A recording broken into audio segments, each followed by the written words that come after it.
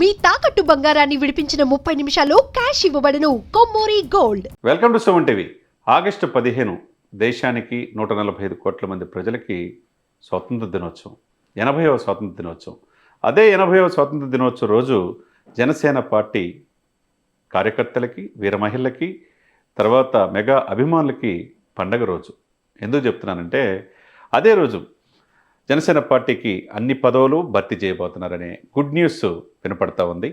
అదే జరిగితే కనుక జనసేన పార్టీ ఎదుగుదలలో ఒక సువర్ణ అధ్యాయంగా చెప్పవచ్చు. 21 సీట్లకే పరిమితం అయిపోయారని చెప్పి వైసీపీ పార్టీ నాయకులు కావచ్చు, మిగతా వాళ్ళు కావచ్చు చాలామంది విమర్శించారు.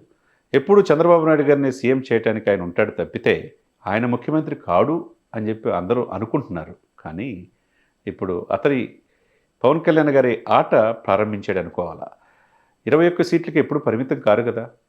మొన్న కూడా మోదీ గారి సభలో కూడా చెప్పాడు, ఎందుకు నేను ఈ కూటమిని కట్టాను అంటే అని చెప్పారు. కేంద్ర ప్రభుత్వం ఎందుకు సపోర్ట్ కావాలి, ఆంధ్రప్రదేశ్ ఎందుకు అభివృద్ధి కావాలి, కోట్లాది మంది ప్రజల ఆకాంక్ష ఏంటి, ఓటు చీలకుండా ప్రభుత్వ వ్యతిరేక ఓటును క్యాష్ చేసుకోవాలంటే టీడీపీతో కలిసి వెళ్ళాలని చెప్పి బీజేపీ టీడీపీతో కలిసి ఆయన ఫార్ములా ప్రకారమే సక్సెస్ అయింది. ఈరోజు దేశవ్యాప్తంగా పవన్ వైపు చూస్తున్నారు. 100% స్ట్రైక్ రేట్తో 21 సీట్లకి 21 సీట్లు గెలిపించుకున్నారు. ఎందుకు తగ్గారు అంటే అప్పుడున్న పరిస్థితులు, టీడీపీ పరిస్థితి, అటు బీజేపీకి ఇవ్వాలి, మిత్రధర్మం పాటించాలి. అక్కడ తగ్గాడు కాబట్టి పూర్తిగా తగ్గినట్టు కాదు. ఎదిగే కొంది ఒదిగే లక్షణం పవన్ కళ్యాణ్ గారి సొంతం. బైబిల్లో కూడా ఒక మాట ఉంటుంది, తనకు తాను తగ్గించుకున్న వాళ్ళు హెచ్చింపబడతారని. 2014లో కూడా తగ్గాడు, చంద్రబాబు నాయుడు గారిని సీఎం చేశారు. అనుభవం ఉన్న వ్యక్తి రాష్ట్రానికి కావాలని. 2019 విడిగా పోటీ చేశారు, జగన్మోహన్ రెడ్డి గారికి అవకాశం వచ్చింది. కానీ 2024లో ఆ తప్పు చేయదలుచుకోవాలి. రాబోయే 25 సంవత్సరాలు ఒక సుస్థిరమైన ప్రభుత్వం ఆంధ్రప్రదేశ్లో ఉండాలి అనుకున్నారు.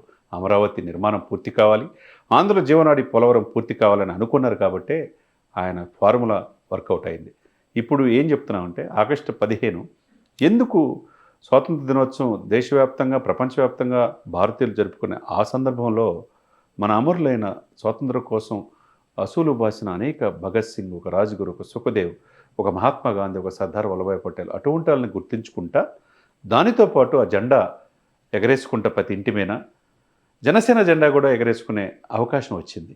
ఎందుకంటే అదే రోజు పార్టీలు 175 నియోజకవర్గాలకి, ఇప్పుడున్న 21 నియోజకవర్గాల ఎమ్మెల్యేలతో పాటు మిగతా నియోజకవర్గాలన్నీ కూడా ఇన్ఛార్జీల్ని జనసేన పవన్ కళ్యాణ్ గారు అనౌన్స్ చేయబోతున్నారు. పార్టీకి ఎవరైతే మొదటి నుంచి కష్టపడి జెండా మోసారో వాళ్ళకే పదవులు రాబోతున్నాయి.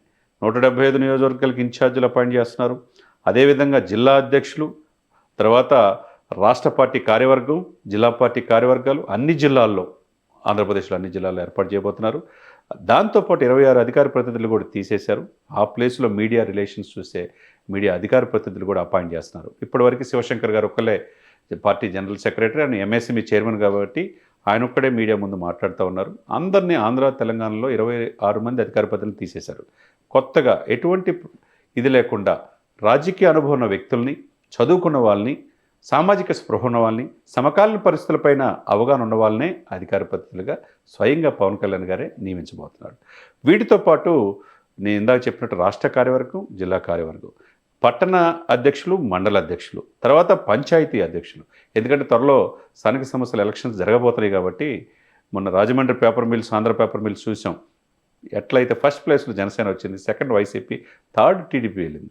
మరి ఇండివిజువల్గా పోటీ చేసి ఆ సత్తా లేదు అని చెప్పి చాలామంది అనుకుంటున్నారు.